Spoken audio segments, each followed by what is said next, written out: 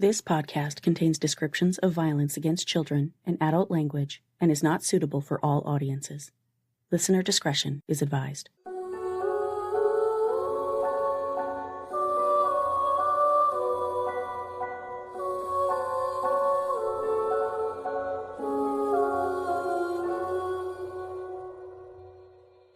Hi, everyone, and welcome to Suffer the Little Children, the podcast giving voices back to the victims of child abuse murder and their families. I'm your host, Lane, and this is episode 201, Dennis Boo Vaughan Jr., Part 2. Young mother Danielle Vaughan knew her children were being abused in the home of her mother, Sherry Connor. She spent years pleading for someone to intervene before it was too late. No one listened, and Danielle's worst nightmare became reality when her 5-year-old son, Dennis Boo Vaughan Jr., was pronounced dead on Christmas Eve, 2019. Boo's body told a story of severe and prolonged suffering, and an autopsy revealed that Boo had been savagely beaten, ultimately dying from blunt force trauma to the head and neck. Even though it was painfully obvious what had happened, nearly 5 years passed without anyone being held accountable. This is the story of young siblings who were failed by the system at every turn and whose mothers' cries for help went ignored. This is part 2 of the heartbreaking story of Dennis Boo Vaughan Jr. On August 26, 2019, the court held a hearing about Danielle's petition to terminate Sherry's guardianship of her children. A letter from DCYF submitted to the court read in part, "Additional concerns for the children's safety and well-being while in Ms. Connor's care have been brought forward and are still being investigated." The court indicated it leaned toward terminating Sherry's guardianship and initiating a transition from her care back to Danielle's, but it would need to hear testimony first at a hearing scheduled for October 2nd. Just 6 days before the court hearing, knowing this call would be reported to DCYF, Sherry called the school guidance counselor, claiming that MV purportedly disclosed concerning conduct by Danielle, Dennis Sr., and his former foster mother. What odd timing, not to mention the fact that Sherry had earlier told a caseworker that she didn't trust school staff regarding the supposed rumors about her abusing the kids. Another DCYF caller reported that Sherry claimed the older children were being abusive to the younger children. At the court hearing regarding Danielle's motion to terminate Sherry's guardianship, DCYF told the court that before Sherry's recent claims that Danielle molested at least one of her kids, the division was prepared to reunite the children with their mother, but the reports were such that their support would be suspended, pending the interview of the children. This was the first Danielle had heard about Sherry's claims, and she knew beyond a shadow of a doubt that her mother was attempting to manipulate the system to keep the kids under her care. The court reserved its decision until the children could be interviewed at the CAC, instructing DCYF to schedule these interviews and update the court so a new hearing could be scheduled.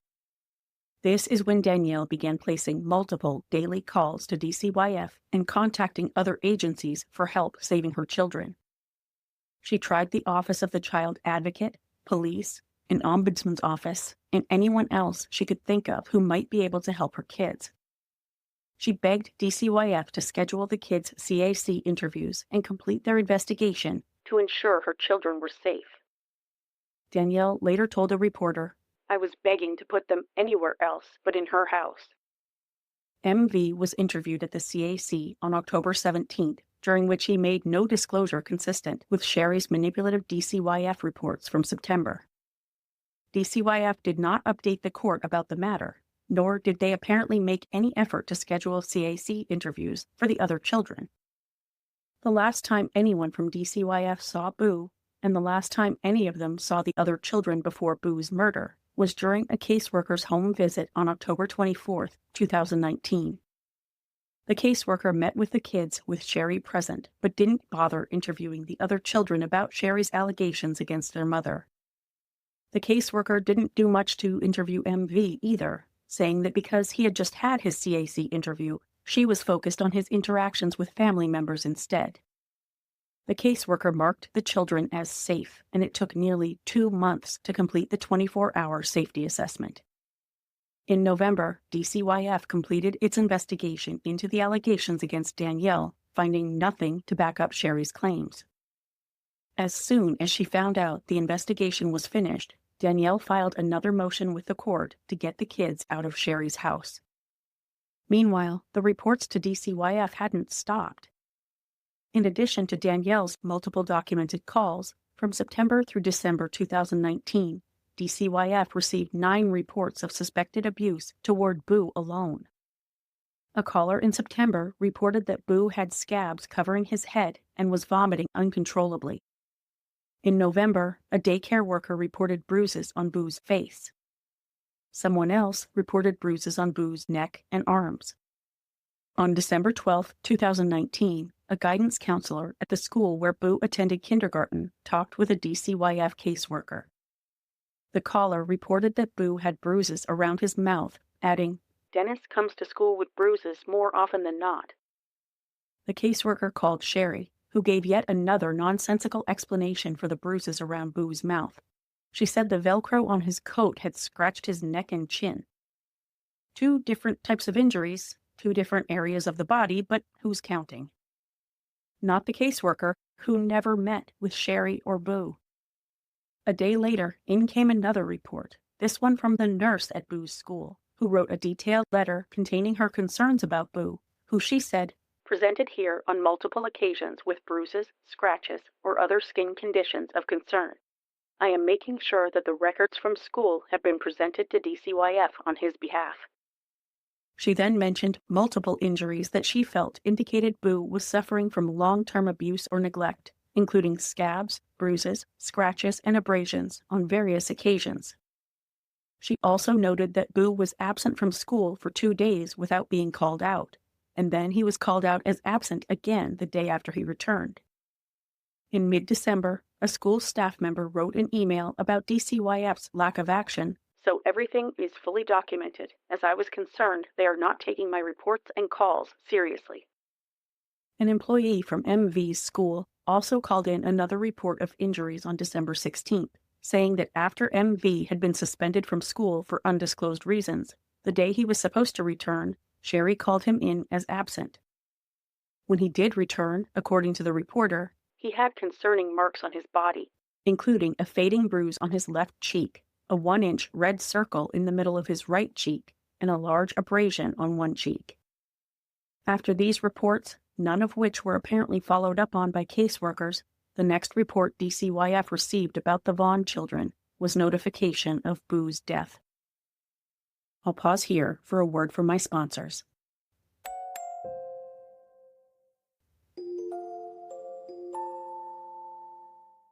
Early on the morning of December 24, 2019, Christmas Eve, Sherry claimed to have found Boo unresponsive in an upstairs bedroom and carried him downstairs.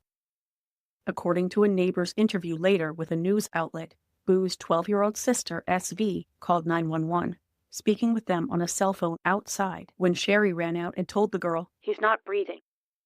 A Laconia Fire Department ambulance arrived at the Wingate Village apartment complex at 103 Blueberry Lane in Laconia, New Hampshire, around 8 a.m. On the floor, in Unit 67, Sherry Connor's 2-story townhouse, first responders found Boo on the floor, wearing only a diaper, despite being potty trained.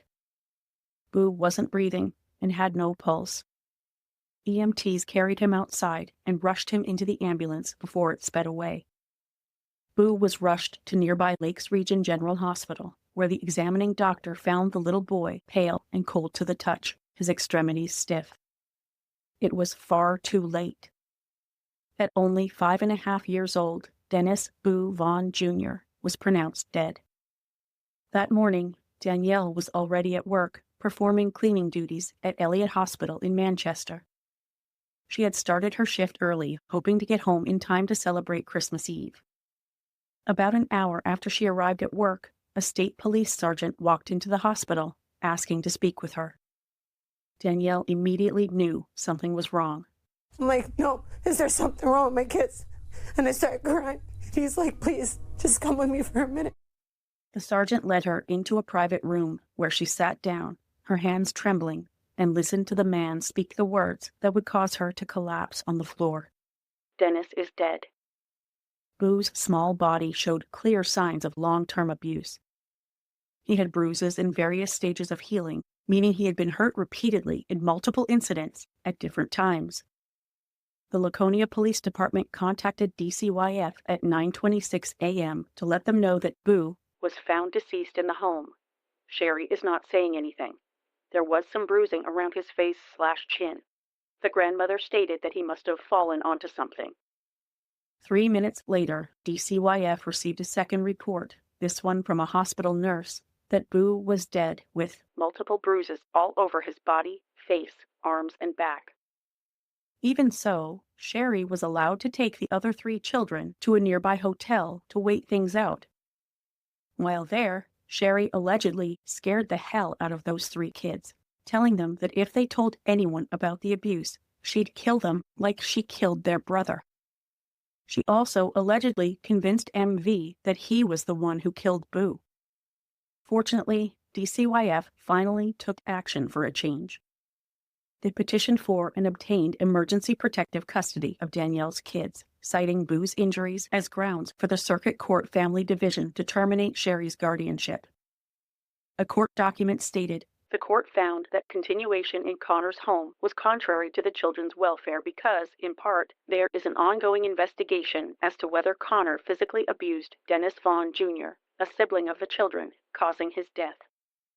Although Sherry hadn't been officially named by authorities as a suspect in Boo's death, in its affidavit for the emergency court order, DCYF referred to Sherry Connor as the primary suspect in the investigation into whether she had physically abused and killed her grandson.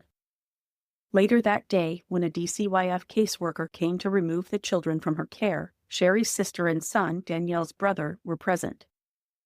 Upon learning that DCYF was taking the kids, the caseworker noted, Sherry started shouting that the PD and DCYF don't care about the kids and are ruining Christmas. Police spent most of the day inside townhouse number 67, collecting and removing evidence in bags. The house itself was in a filthy, unsanitary, cluttered, nearly hoarded state, just as Danielle had described to DCYF on multiple occasions. However, despite the overwhelming evidence, no one was immediately arrested. Officials announced that they didn't believe there was any threat to the public. New Hampshire Assistant Attorney General Aaron Fitzgerald couldn't say much. Right now, they are investigating a suspicious death of a male child in Laconia. New Hampshire Deputy Medical Examiner Dr. Christine James conducted Boo's autopsy at the office of the Chief Medical Examiner in Concord. The results wouldn't be immediately released. On Christmas Day, Sherry called Danielle on Facebook to tell her that in the hours leading up to Boo's death, he was hallucinating, couldn't eat or drink, knew he was going to die, and said the devil was there to take him. On December 27th, Ms. Fitzgerald from the AG's office again spoke to the public, identifying Boo by name for the first time, and saying that investigators only had enough information to report. The Laconia Police Department are investigating the matter as suspicious, as the child had significant bruising on his body. An autopsy was conducted at this time. The cause and manner of death are pending further studies and investigation. At times, the medical examiner does need to get additional information in order to determine the cause and death of a person. This simply is one of those cases. DCYF conducted medical examinations of 2 of Boo's siblings, finding significant bruising in odd locations which raised concerns of non-accidental injury to these children. The week after Boo died, Sherry's next-door neighbors, Joyce Hendrickson and her adult children, Phil and Brandy, spoke with the Conway Daily Sun. They said they had been worried for months about what went on under Sherry's roof. Joyce said, "It's been ongoing, and we were all concerned." Phil said he had been worried about the kids for about a year after seeing one child outside barefoot in February. In June, he recorded a video of some concerning activity and lodged a complaint with Laconia Police. Police records showed that officers had responded to the apartment several times over the past several months. In June alone, police visited the apartment at least 3 times. On June 22nd, they responded on a call about a juvenile matter, and on the 24th, police logs showed they visited the apartment to assist another agency. 2 days after that, they showed up there attempting to locate someone. In August and October, police responded to animal complaints. Joyce told the reporter that on Christmas Day, the day after Boo's death, Sherry returned to her apartment to pick up her dogs and some Christmas presents before leaving again. Because Boo's body was evidence, he couldn't be released to the family. By the time he could, COVID-19 was in full swing, and funerals all over the country and the world were being postponed. Boo was ultimately cremated, and the Cremation Society of New Hampshire gave his ashes to his mom, Danielle. In May 2020, then Attorney General Gordon J. MacDonald finally released the results of Boo's autopsy, telling the public that Boo's death was a homicide caused by blunt force trauma to the head and neck. Boo, who was just 3 feet 5 inches tall and weighed 43 pounds, had suffered over 60 contusions and abrasions all over his little body. 5 months might sound like a long time to wait for autopsy results, but I've unfortunately heard from plenty of families who waited longer than that. There are many reasons it takes longer for children's autopsies to be finalized. There are unique challenges in examining a developing body.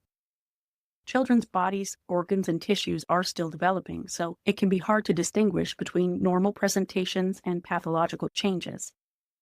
Also, forensic pathologists who perform child autopsies need specific training in pediatric pathology. When there's suspected abuse, the autopsy involves a more thorough analysis of injuries and tissue samples, as well as detailed documentation for future legal proceedings. Some cases are more complex than others. Many times, medical examiners need to consult with specialists, like child abuse experts, to interpret their findings correctly. It can also take longer for labs to process children's toxicology and other tests. Finally, a lot of medical examiners' offices around the country are frequently understaffed, which can contribute to the delay. In this case, the autopsy results left no doubt. Boo had been beaten to death. Only one adult was present in the home when his injuries were inflicted: his grandmother, Sherry Connor. A second, independent coroner reviewed the original autopsy and determined that no fall down the stairs, and certainly no other child, could have caused Boo's injuries. Despite all of the evidence against her, Sherry's entire family remained on her side, supporting her. For weeks after the autopsy results were released, Danielle kept waiting for the police to announce an arrest, for DCYF to admit the agency had failed, for someone, anyone, to be held accountable. But nothing happened. The New Hampshire Attorney General's office refused to comment. DCYF would not answer questions about their handling of the case. Law enforcement said only that the case was still under investigation. The Office of the Child Advocate said it couldn't comment on an open criminal investigation. In 2020, Danielle regained custody of her surviving children. Still, she waited for justice for Boo. Months passed, then a year, then 2. Still, no arrest was made. In early 2022, Danielle spoke with reporter Josie Albertson Grove from the New Hampshire Union Leader about the frustrating lack of progress in Boo's case. Estimating she called DCYF dozens, if not hundreds of times to report her concerns, Danielle said she couldn't understand why her pleas for help were ignored, why reports from doctors and teachers didn't sway DCYF, and why her kids weren't removed from her mother's custody when they were covered with inexplicable bruises and weren't getting enough to eat. She wanted to know why the despicable conditions in her mother's home weren't enough alone to trigger her children's removal, let alone the many, many reports that DCYF received. In December 2022, 3 years after Boo's death, Danielle took action. Days before the statute of limitations expired on doing so, Danielle filed a lawsuit against New Hampshire DCYF and several individuals representing them, accusing the agencies and the individuals of gross negligence and wrongful death, and demanding a jury trial for its allegations against DCYF.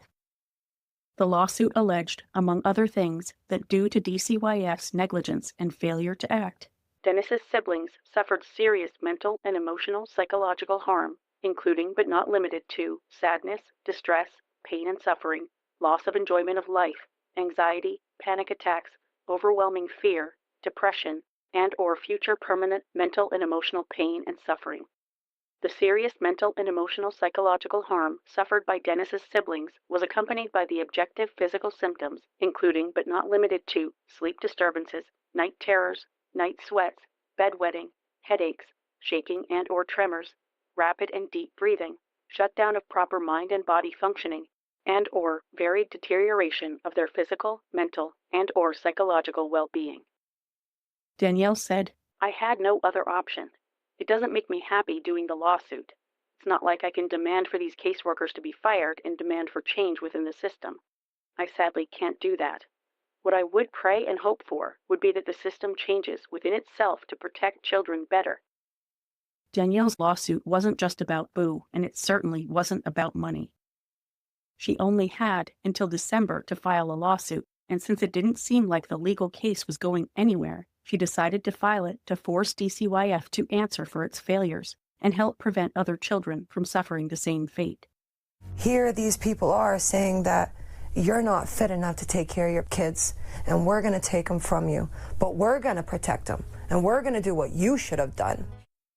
In response to the lawsuit, DCYF responded, "Each report was investigated, CPS worker assigned, numerous home visits occurred, interviews with the children, reporters, police, and witnesses. Resources were identified and offered." New Hampshire DCYF had already faced criticism from the Center for the Support of Families over DCYF's high number of screened, investigated, and ultimately unfounded reports. That report was reviewed by then-Governor Maggie Hassan in 2016. In 2018, it was reviewed again when the state's Office of the Child Advocate was created. The report stated, "Reports were often determined unfounded, even when evidence of the alleged incidents exists, or where DCYF rated the risk of harm to children as very high, or moderate, unless there was evidence of serious injury." DCYF staff had long complained about overwhelming caseloads and high turnover, leading to inexperienced new workers responsible for making potentially life-or-death decisions. A division representative told the media that by 2021, they had hired 32 more assessment staff than they had in 2017. No matter what the reason or what measures they've taken to bulk up their staffing, there's no getting around it. In Boo's case, the failure of the state's child welfare agency cost a child his life. Time for one last sponsor break.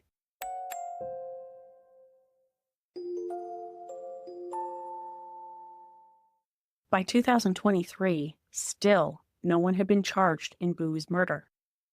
Members of the public had long wondered what was happening with the investigation. Guilford resident Judy Anderson, a retired DCYF child abuse investigator of 25 years who wasn't personally acquainted with the family, visited the Laconia mayor's office in October 2021 with a picture of Boo, reminding Mayor Andrew Hosmer that Boo's murder was yet unsolved.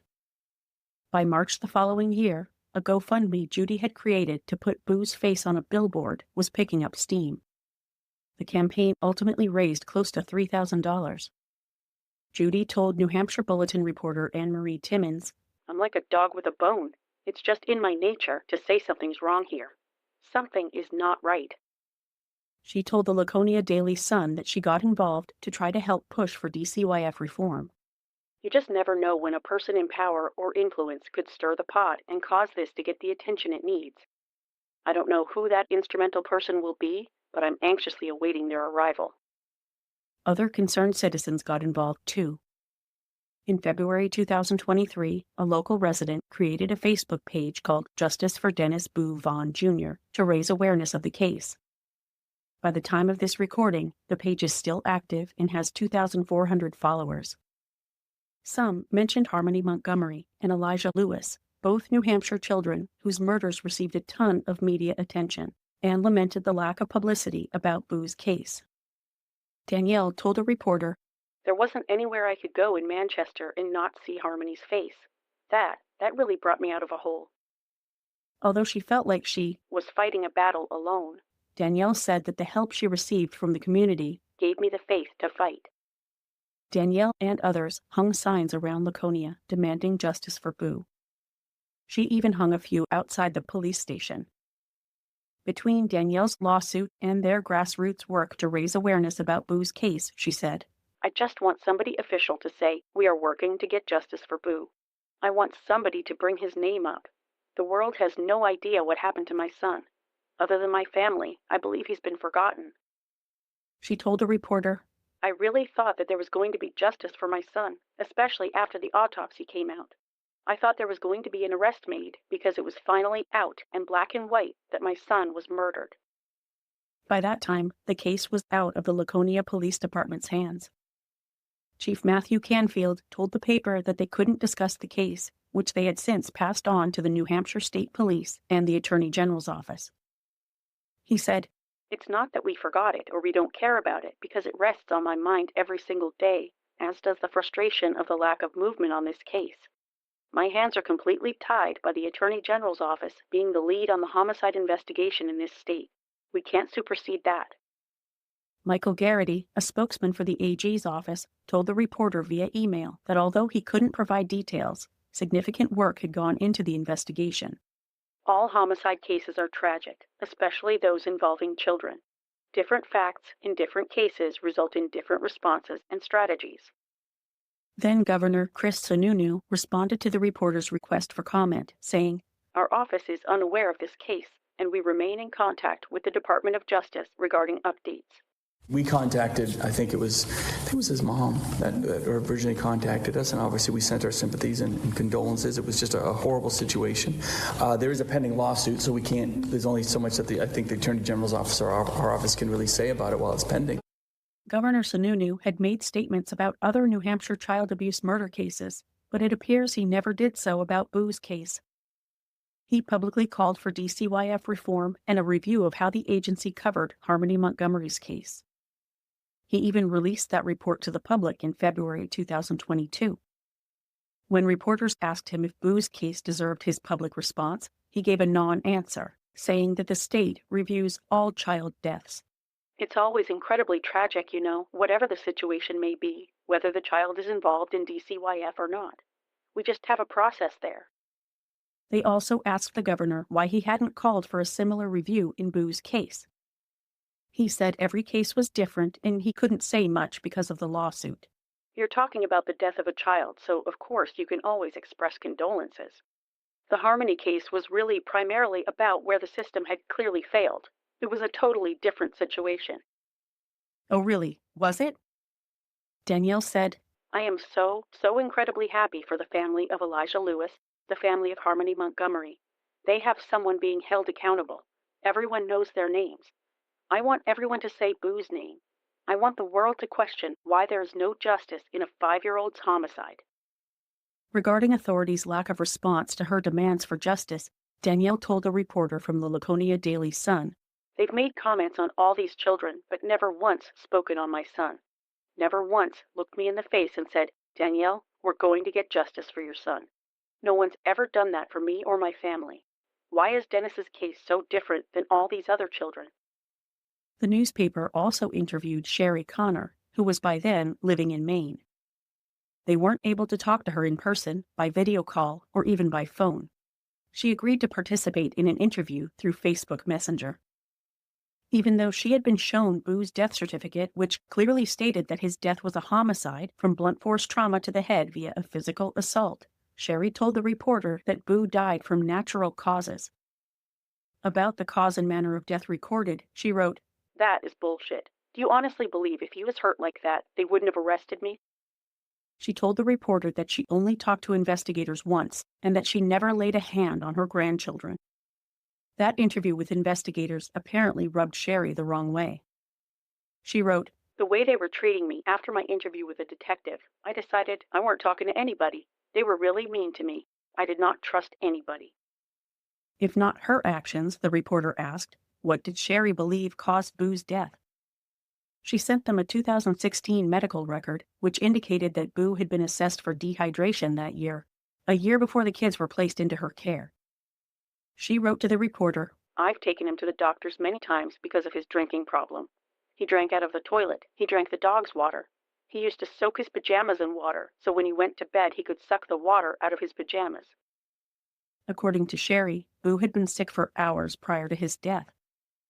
Asked what his symptoms were at that time, Sherry didn't respond, instead suggesting that mold in her apartment could have killed him.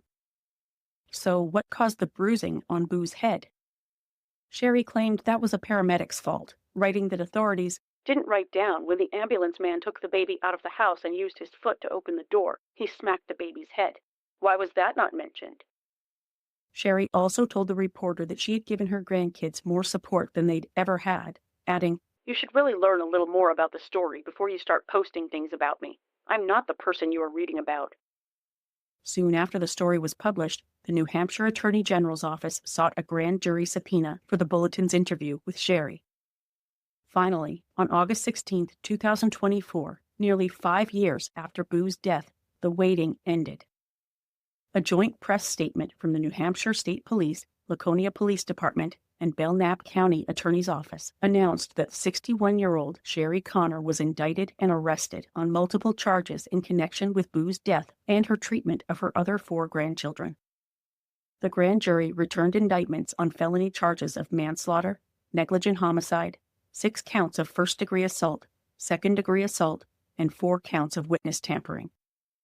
In court, while arguing for Sherry to remain in jail, Belknap County Attorney Keith Cormier detailed some of the abuse Boo suffered in chilling detail. 18 contusions and 9 abrasions were found on his head alone. The county attorney alleged that Sherry slapped and kicked her grandchildren, smothered the kids with pillows, and frequently denied them food. The defendant would make the children run up and down the stairs naked for hours at a time. During that period of time, she denied them food or water. The defendant would force the children to take cold baths and would occasionally hold their heads under water. The defendant would force children to lie on the ground and hold their feet up off the ground, and they lowered their feet without permission. She would then stomp on them. The defendant would pour hot sauce on the boys' genitalia as a form of punishment. Leading up to Boo's death, he said, Sherry made Boo run in place for leaving clothes on the floor. That afternoon, the punishment moves into the kitchen area, where the defendant had DV running in place. It was reported that while he was running in place, DV fell down. SV reports that the defendant got mad and began to hit and kick DV while he was on the ground. During the assault, the defendant grabbed a broom and began to strike DV in the head and neck with it until the broom broke. SV reported that after the broom broke, the defendant proceeded to stomp on DV. After the assault, the defendant told DV to get up, but he was unable to do so. Eventually, the defendant covered DV in a blanket and left him there for a couple of hours. Later on, after Boo couldn't eat or drink, spiked 104-degree fever, and lost control of his bladder and bowel, he began hallucinating, and at one point, he mistook a white plastic bag for a Christmas present. Instead of seeking medical help, the county attorney alleged, Sherry told Boo the devil was coming to take him away. So what we have here, Your Honor, is a person from the state perspective that engaged in some extraordinarily egregious behavior, dangerous behavior, that resulted in the death of a 5-year-old boy. Sherry's public defender, Justin Littlefield, asked Judge Marcatori to grant Sherry bail due to her lack of a criminal record, alleged cancer diagnosis, and concern about her dog, who was home alone since her arrest. One that she is concerned about is that she has been diagnosed with cancer. So she has cancer in both her throat and her chest. She does have a small dog, of which she is concerned about because she was arrested on a Friday and was arrested outside of the home. My understanding is a traffic stop. And so the dog is left at the house and hasn't left at the house over the weekend. So she's certainly concerned about the dog, and I'm concerned as well.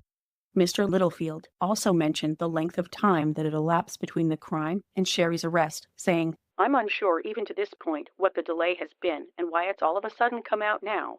But I would argue, at least in part, that it shows that there is not convincing evidence that she is a danger, as we've had 5 years elapse without any further incidents or concerns." Another of her defense attorneys, Emily Wines, argued that she hadn't harmed any member of the general public in the years since Boo's death. Since December 24th, essentially, 2019, she's been in the community safely, and there's no allegation that she has done anything to the general public that would constitute a danger. So, Your Honor, I don't think I've even heard who in the general public she represents a threat to, especially with the conditions that we set forth in our bail order. And I think this woman has every right to vindicate not only her legal rights, but also her reputational rights, and she has every right to do it while not in chains. Sherry cried at times throughout the hearing. Shh. Can you hear it? Is that the world's smallest violin? Ultimately, Judge Ettore ordered Sherry held without bail. According to Danielle, Sherry's supposed mouth or throat cancer diagnosis is false. Sherry's attorneys appealed the judge's decision to deny bail to the state Supreme Court, which affirmed the ruling in an order issued on April 14, 2025. The order reads, "Given the severity and the unusual cruelty of the defendant's alleged abuse, and given the increased risk of further witness tampering by the defendant pending her trial, we conclude, based on our review of the record, that the trial court's finding of dangerousness is supported by the evidence."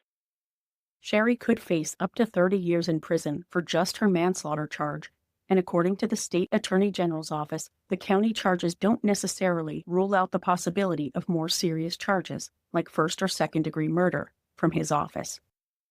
Her new attorney, Mark Sisti, said, "That particular opinion resulted from the bail hearing, but it was not an evidentiary bail hearing.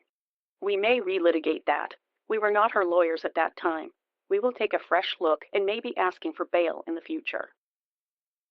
In February 2025, 68-year-old Dennis Vaughan Sr. died.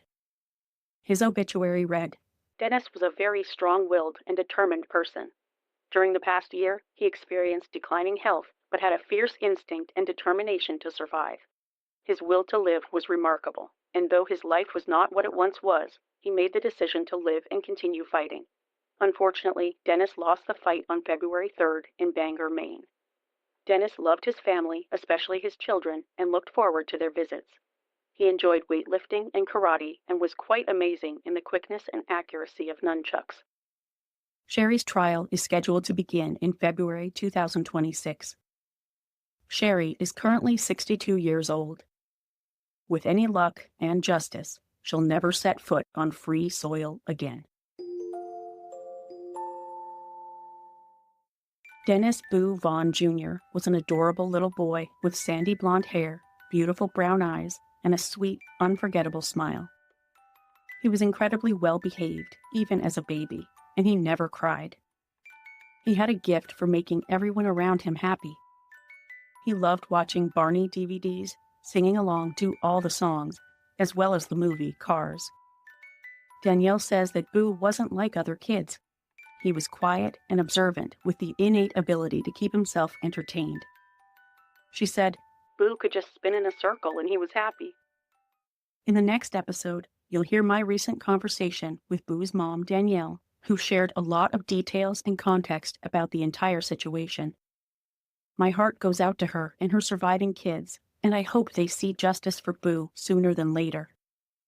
One thing I can say for certain is that Boo's memory, his name, and his sweet little smiling face will never be forgotten. My sources for this episode were the same as part 1. That's it for this episode. Join me next time for part 3 of Boo's story. If you like the show, please follow or subscribe to Suffer the Little Children on Apple Podcasts, Google Podcasts, YouTube, Spotify, Spreaker, Pandora, iHeartRadio, Stitcher, or your favorite podcast listening app. And please leave me a 5-star rating and a positive review on your favorite podcast platform. Visit the website at sufferthelittlechildrenpod.com. You can support the show by visiting patreon.com/stlcpod, where you can become a patron for rewards ranging from a shout-out by name on the show to exclusive gifts. You can also support the show at ko-fi.com/stlcpod. Follow the podcast on Facebook and Instagram at Suffer the Little Children Pod and on TikTok at STLCpod. View photos related to today's episode on Facebook. This podcast is researched, written, hosted, edited, and produced by Lane. Intro theme music is by Dream Note Music, and all music for the show is licensed from audiojungle.net. For more information about preventing or reporting child abuse, visit childhelp.org or call your area's child abuse hotline. And remember, if you see something, say something.